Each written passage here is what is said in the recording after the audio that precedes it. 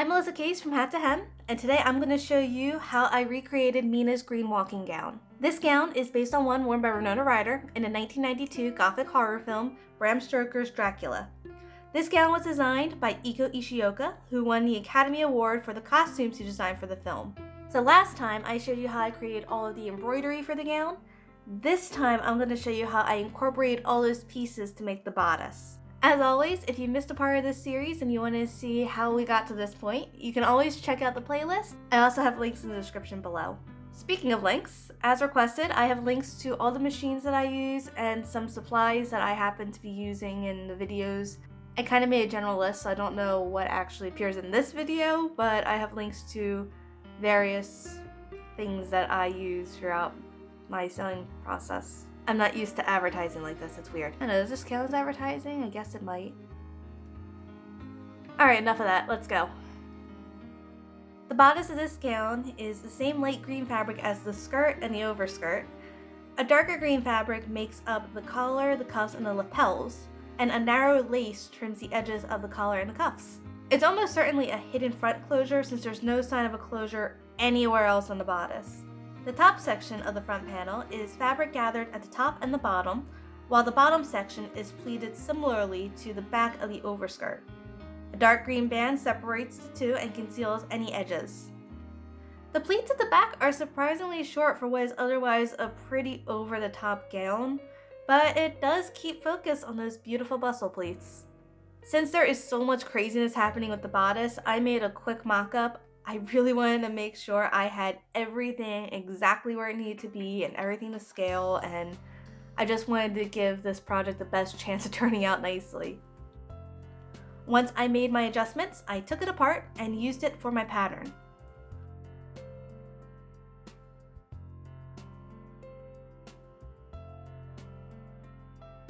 After I cut the pieces out of my fashion fabric, I cut out an interlining layer of cotton twill to give the fabric a little more stability.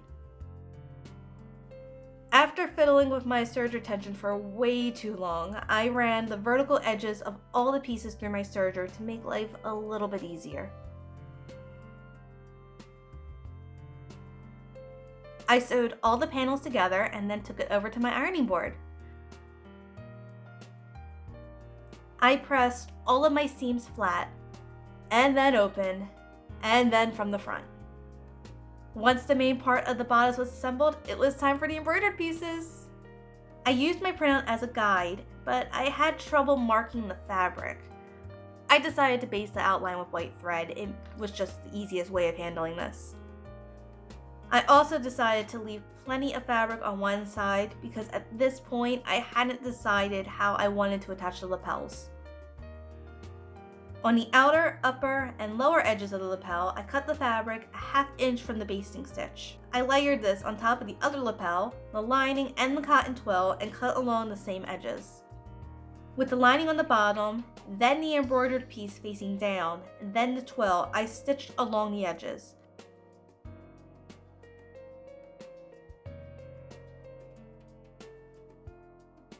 As always, I clipped the corners and pressed the stitching flat.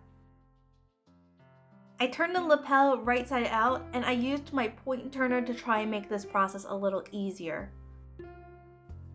I manipulated the layers so that the seam was hidden along the back, and I pressed it in place. I sewed all the layers together a ½ inch away from the last basting thread, and then I trimmed the excess next to the row of stitches. On to the center. First, I cut the base of the center panel out of twill. I'm going to mount all of the center details onto this panel. I stitched the two pieces together and pressed the seam flat and then open. I cut a bit of the white fabric the length of the top panel to roughly where the waistline would fall. I believe the fabric in the film was plain, but the fabric my client chose has a light pattern on it, and I think it suits this gown pretty nicely. I used my mock-up piece as a guide when I cut the width of the fabric.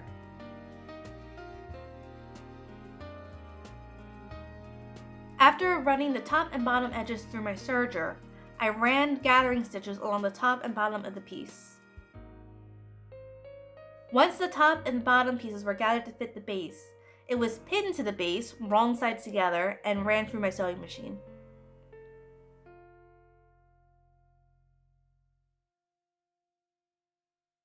Those waterfall pleats are back! I took apart my mock-up of the bottom of the center section of the bodice, and I cut out 6 pieces of my fashion fabric.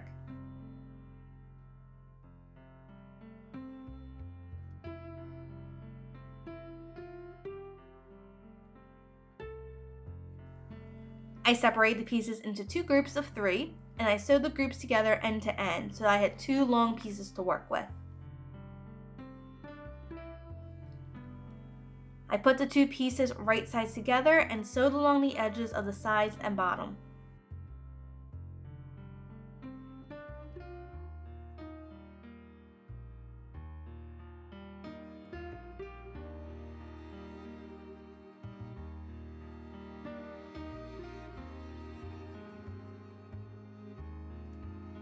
I pressed it flat and then clipped the curves.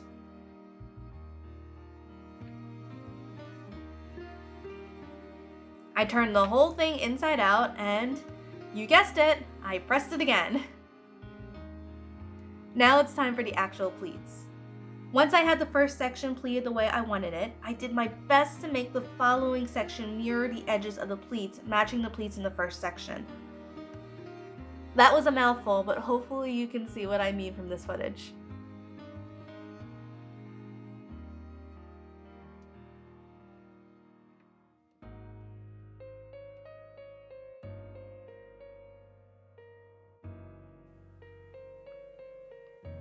I repeated this with the remaining 4 sections, trying to make sure the edges of the pleat match up with the section before it.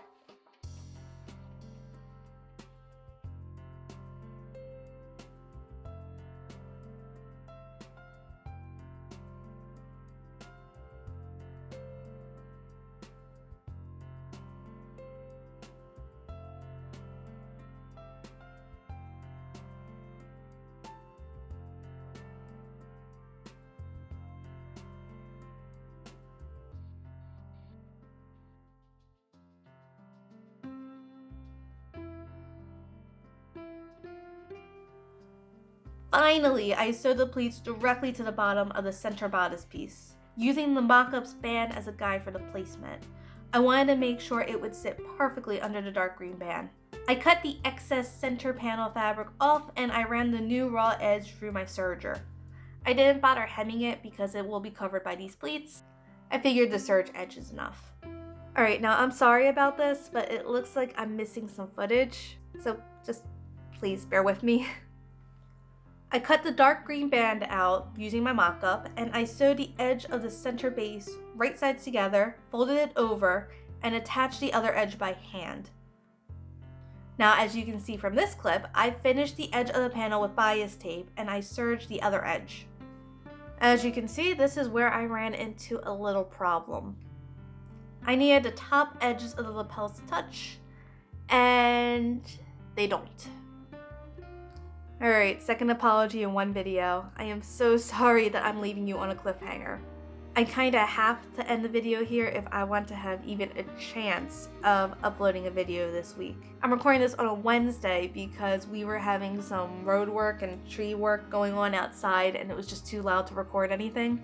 I post on Thursdays and I work until 9 on Wednesdays, so I really don't have a lot of time to record this and edit an hour-and-a-half footage into whatever length this video is. Anyway, part 2 will be up before you know it. Photos of the finished gown are on Facebook and Instagram if you just can't wait to see the final reveal. As I said before, I have links to all of my gadgets and gizmos and thingamabobs in the description.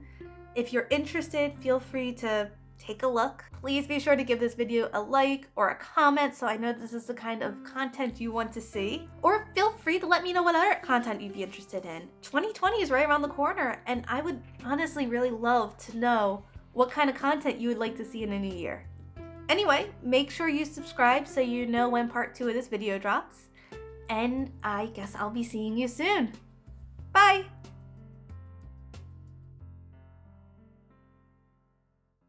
2020 is right around the corner, and I would be really interested to know what you're interested. That was some crazy eyes right there. Ew.